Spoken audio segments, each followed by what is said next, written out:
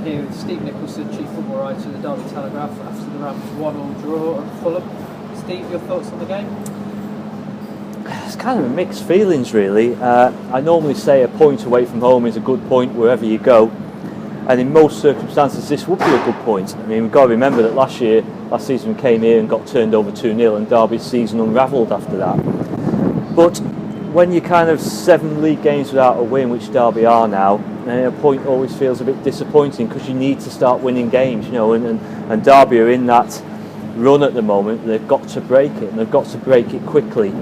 They're a bit fortunate after this 1-1 draw that some of the other teams stuttered at the top also, so they're still in the top 6 and in a decent position given the run that they're on, but there has to be a lot of improvement. They, as I say, mixed bag today. They started well, they then went behind to a comical own goal, which is, the luck isn't quite with them at the moment, if you remember the Burnley game as well.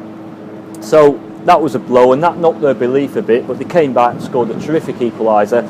Second half, neither team really looked like they're going to win it. Derby had their moments, Fulham had some good moments, Johnny Russell had a good late chance which he should have done better with.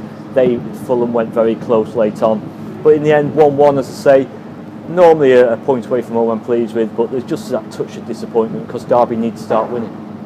Derby's goal came from Craig Bryson, his first of the season.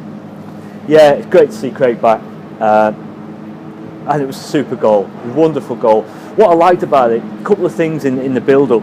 First of all, Jason Shackle got the ball on the halfway line and he pinged the diagonal towards Chris Martin's run. Jason doesn't do that enough for me. Now and again he gets the ball and tends to go sideways. If it's on, it's not a long ball, it's not a punt forward, it's a deliberate pass into a channel, and he's knocked it into the channel. Chris cleverly has hooked it into the box, and really I'm not sure who else would have scored that goal but Craig Bryson, because what we know he's got in his locker is that engine and that determination to get into the box. He saw the run from Chris, he thought there's half a chance here, into the box, Chris lifted it over, first time volley from 14 yards high into the net, great goal. And we know with Craig Bryson he can score goals from midfield. He's been a big miss this season. He was one of 5 changes Paul Clement made to the side following the midweek draw at Preston. Talk us through Yeah, I mean, I keep getting fans saying to me, and I keep writing as well, that he has to settle on his best team, Paul, and we're now in February, and we need to know what the best team is. But to be honest, some of the players haven't helped him with that, because their performances haven't been good enough to stay in the team. So it's a bit of a kind of vicious circle, that, but he made 5 changes. We talked about Bryson coming in. He also brought in Marcus Olsen at left back for his debut, and he was steady, though I think Stephen Warnock's done well in that position as well. So they came in, George Thorne missed out and Chris Baird came in, and then we had Andreas Weimann and Johnny Russell in also. So a lot of changes. Don't like making that many changes normally, and the performance kind of was a bit hit and miss here and there. No real fluency in it. But Chris Baird, did well for a while. He's kind of solid. He's dependable in there. He's not the same player as George Thorne. George has got a better passing range than Chris.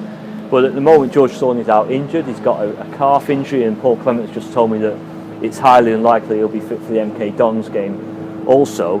So, but all in all, it's just a bit frustrating. It's a frustrating period for Derby at the moment, and they need to break that. And the next game is MK Dons at home, and they've really got to get that win.